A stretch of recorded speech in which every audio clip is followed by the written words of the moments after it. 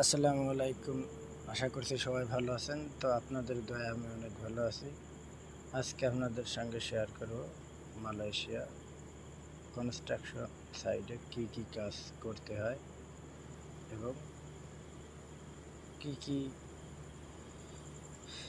গাড়ি আমরা ইউজ করি এবং কিভাবে কাজ করি, এগুলোই আজকে আপনাদেরকে দেখাবো।